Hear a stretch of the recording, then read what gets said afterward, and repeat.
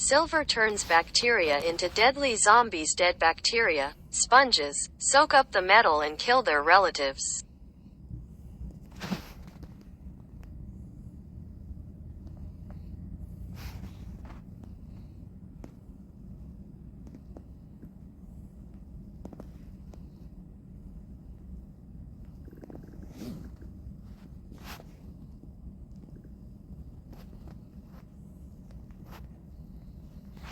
Bacteria killed by silver store it in their cells, making them deadly to other bacteria.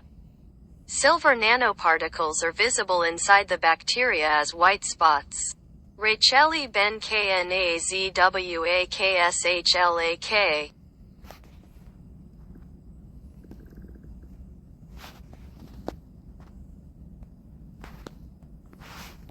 The zombie apocalypse may be more than just a horror story for some bacteria. New research shows that when exposed to a microbe-slaying silver solution, the germs can go zombie, wiping out their living compatriots even after death. The results may explain silver's long-lasting antibacterial power and could improve the performance of medical products that keep us safe from harmful pathogens.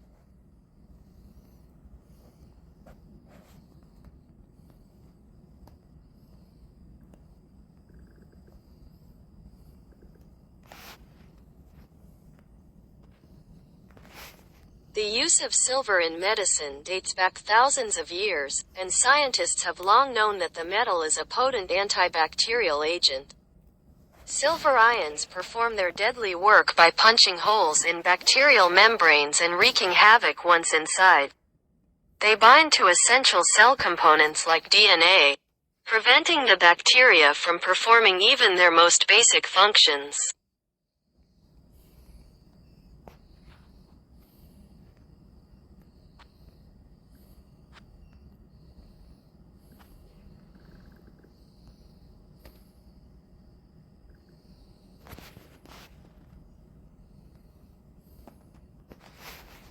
But silver's zombie effect has gone unrecognized until now.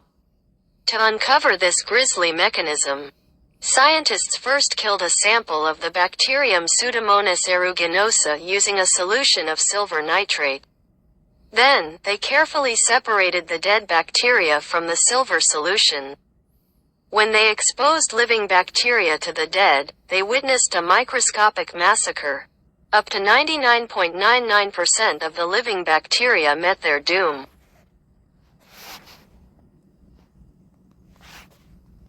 Using electron microscopy, the researchers imaged the dead bacteria and discovered what caused them to go on their killing spree. Reservoirs of silver nanoparticles had built up in their bodies, indicating that the dead bacteria act like sponges, soaking up silver as they die. The stored silver can leach out to the environment, especially if the environment contains other sponges for that silver, says chemist David Avenir of the Hebrew University of Jerusalem, the senior author of the new study. In our case, the other sponge is a living bacterium.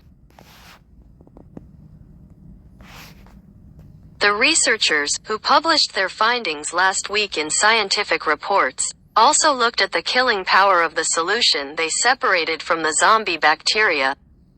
When they started with low concentrations of silver nitrate, the leftover solution wasn't strong enough to completely wipe out the second round of bacteria. This indicates the bacteria are actually removing silver from the solution, researchers say. When they started out with high concentrations of silver nitrate, the solution retained its killing power through both groups of bacteria, presumably because the first round of bacteria hadn't been able to soak up all of the silver. This is an important aspect of silver that I've not seen anyone talk about before, says molecular microbiologist Simon Silver of the University of Illinois, Chicago, who was not involved in the research. This paper is a new spin on it, to me, and I think rather a good one.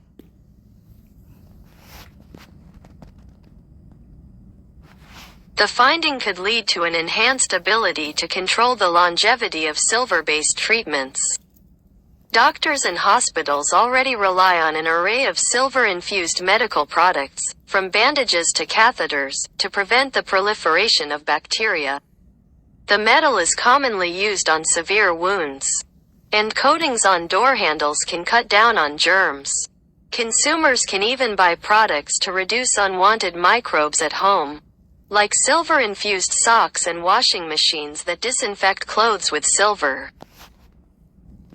Right now, the dominant idea is, if you want a certain lifetime of antibacterial performance, you have to engineer your device to sort of give off these ions over the full course of the time you want this activity, says nanomaterials chemist Robert Hurt of Brown University, who was not involved in the research, but an understanding of the zombie effect could lead to better designs for such products, Hurt says.